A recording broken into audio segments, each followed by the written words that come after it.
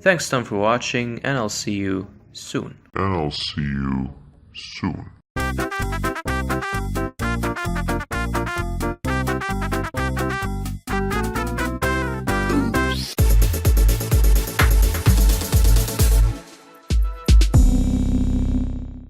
As you know by now, the Galaxy S10 launches in less than a month. It is this time of the year when we get all kinds of crazy leaks. Live images, probably videos if we're lucky, and of course, the inaccurate price predictions. I mean, seriously, look at this. Apart from the fact that it is from an Italian blog, these prices are in euros. They include a big value-added tax that customers in the US don't pay. I remember something similar last year with the Galaxy S9. Time flies. Back then, I estimated what the more reasonable prices would be, and the real prices turned out to be cheaper than I expected. The Galaxy S9 was even cheaper than its predecessor at launch, the S8. Speaking of unreasonable things, just like every year, they say that Samsung will remove the headphone jack. This time, Samsung actually removed it from their China-exclusive mid-ranger, the Galaxy A8s. But today we got some Galaxy S10 live images, and guess who's here? Isn't he handsome?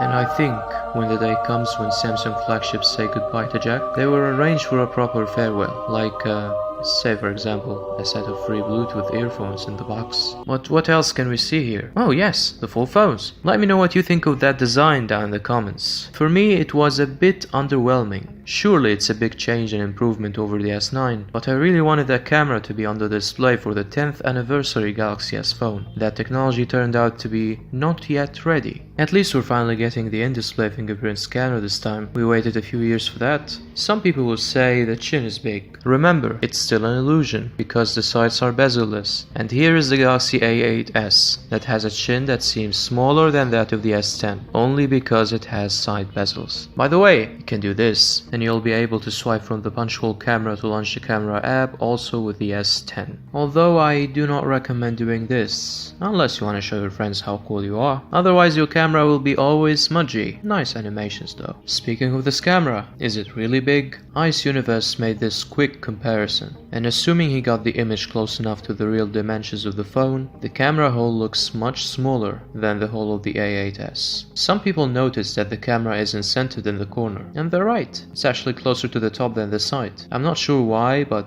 that's probably because of the curvature of the screen. One downside of this design though is that the notifications bar will be a little thicker compared to what we're used to. But that's not a huge deal. On the back we can see double and triple cameras that confirm the previous rumors. The camera modules are prominent, a little protruding, but the overall thickness of the devices seems to have decreased. According to Ice Universe, the S10 Plus will be 7.8mm thick. That's 0.7mm less than the S9 Plus, and despite that, we get a massive 4100 mAh battery, over the 3500 of the S9. You just have to appreciate the engineering that was put into this.